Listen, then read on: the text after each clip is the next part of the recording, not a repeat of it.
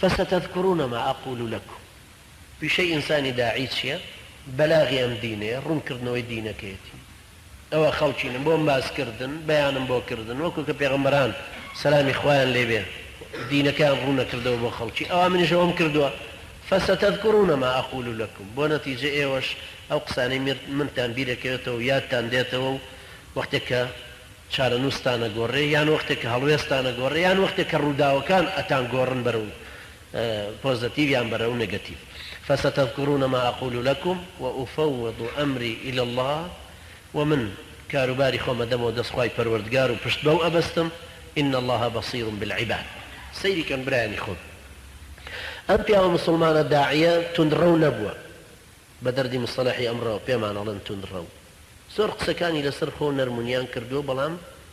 حەقیشی بە شێوەیەکی وازەح ڕۆشن کردووەتەوە هەڕەشەشی لەوان کردووە بەرامبەر بە فیرعەونیش وتوویەتی یەکێکە لە ئەتباعی موساش سەلامی خوای لێبێ نەشترساوە من جەمەنج بکە و حەقەکە بەیان نەکا نەشترساوە لەوەی وەڵاهی نەبێ بە داعی کێشە تاقە نەفەرێکە مؤمن من آل فرعون يكتم إيمانه خۆکەوە نییە تۆ بەتاقی دێنە لەم شارە گەورەیە هەزاران هەزار مسلمانی ئەنساری دینەکەی تۆی دیایە تۆ نەتوانی بەلاغی دینەکە ڕوونکەیت و مەفروضە ئینسانی مسلمان لەم دەرسەوە چی فێر بێت ئەوە فێر بێت کە قووەتی حجە فێر بێت جورئەتی ئەدەبی فێر بێت فێر بێ بتوانێت کە ئەم دینە لە هەموو شوێنەکان ڕوون کاتەوە بۆ خەڵکی نەترسێت چاو نەترس بێ ڕوونی کاتەوە بۆ خەڵکە و خەڵکە بۆ بچن بۆ جەهەنەم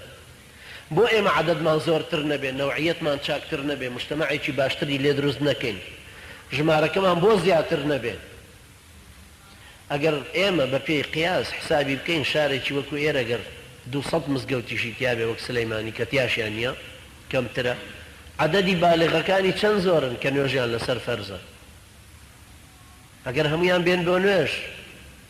مزگەوتەکان بەشی یەک لەسەر 5 خەڵکەکەشی ناکرد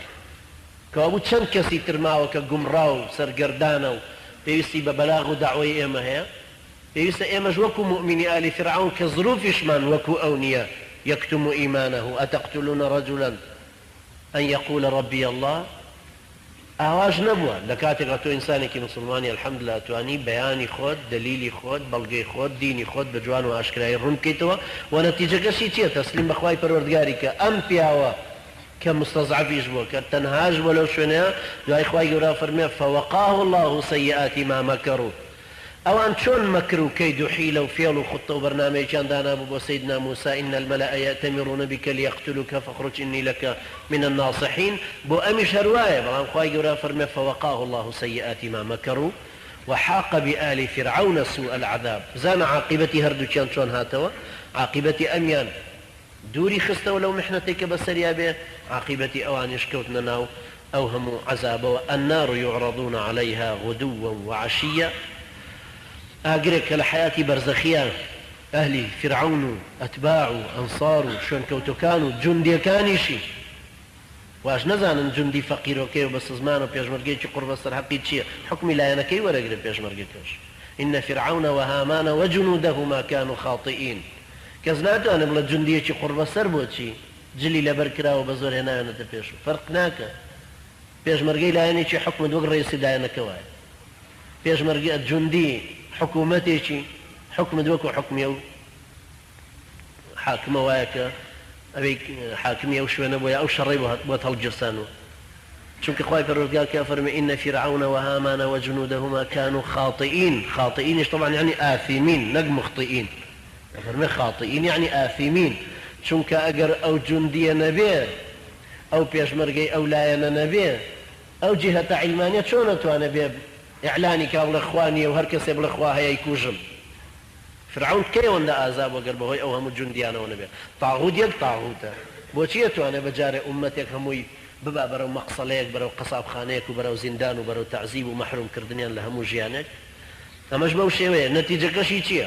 أو جيشتوه فوقاه الله سيئات ما مكروا أمانش النار يعرضون عليها غدوا وعشيا أما لحياتي برزخ يعني كدليل لسر أويك لحياتي برزخ إنسان تعذيب أدري ويوم تقوم الساعة أدخلوا آل فرعون أشد العذاب وقتك الرجي قيامتي جدي آل فرعون أو أنيك أتباعي فرعون ئەوانش ئەخرێنە ناو جەهەنەمەوە خوای پەروەردگار ئێمەش و ئێوەش لا بدە